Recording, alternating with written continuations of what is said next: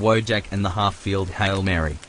The evening had arrived, late and quiet, a gentle rain beginning its soft, rhythmic patter against the window of Arthur's beach apartment. The cozy ambience was further enhanced by the subtle crackle of a digital fireplace he had on his screen, casting warm, shifting shadows on the wall. But the tranquility was currently overshadowed by the intense, flickering light of his TV.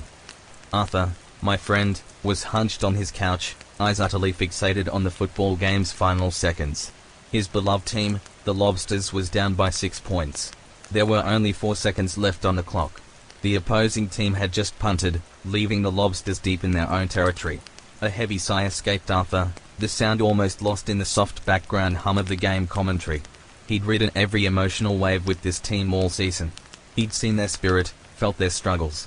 But this, he knew, was it. The familiar knot of disappointment tightened in his stomach, a cold certainty of impending defeat.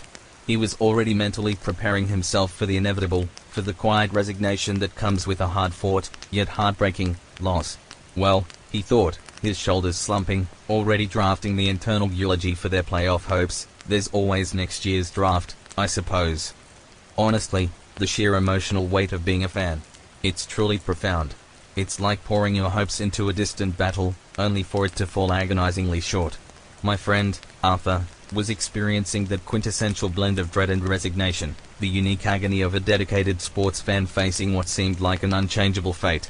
He watched, almost mechanically, as his team lined up for the final play, a desperate, impossible attempt from their own 40-yard line. The clock ticked. 3, 2, 1. Suddenly, a blur of frantic motion. The Lobsters' quarterback, under immense pressure, scrambled sideways, then, with no other option, launched the ball. It was a desperate, soaring arc, thrown from well within his own half of the field as the final buzzer blared, signifying the end of the game. Time seemed to slow. The ball flew impossibly high, a tiny, spiraling speck against the stadium lights, descending through the pouring rain towards a cluster of players in the end zone. Arthur held his breath, utterly still, his eyes wide. This was it. And then, a flash of red jersey. A receiver, somehow open amidst the chaos, stretched, tipped the ball, and caught it. He was down. In the end zone. Touchdown. For a moment, the world simply ceased to exist. Arthur stared at the screen, utterly dumbfounded. Did that just happen? Had the impossible, the truly miraculous, just occurred? His team, the Lobsters, they had won. Against all odds. A single tear might have welled in his eye, quickly blinked away. A silent, triumphant fist pump. A profound, genuine smile stretched across his face, breaking through the Wojakian stoicism he so often carried. The tension that had coiled in his gut for the past hour completely unspooled, replaced by a fizzing, joyful energy. The commentators were shouting, the crowd was roaring, but to Arthur, it was all a distant, happy hum, a symphony of improbable victory. As the replays showed the victorious Hail Mary again and again, the initial burst of adrenaline slowly began to recede, leaving behind a profound sense of contentment. The exhaustion from the emotional roller coaster settled in, but it was a good exhaustion, a satisfied tiredness. He replayed the winning moment in his mind, the ball slicing through the air, the ecstatic catch, the impossible victory snatched from the very jaws of defeat. It was a perfect, unexpected ending to a stressful day.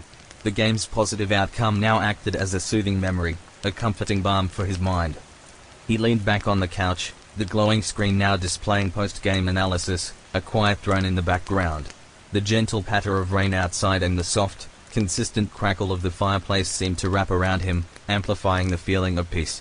The battle was over, and his team had won. All was truly right with his world. He allowed the gentle hum of the winning moment to replay in his mind, a comforting lullaby guiding him towards rest. And as Arthur, my very relieved friend, drifted off to sleep that night, the echoes of the half-field Hail Mary faded into the quiet joy of a triumphant dream. He didn't dream of missed shots or agonizing defeats. He dreamed of last-second miracles, and the blissful feeling of contentment that only an unexpected victory can bring. Sleep now, and may your dreams be refreshingly free of game day tension, and full of the sweet, surprising taste of victory.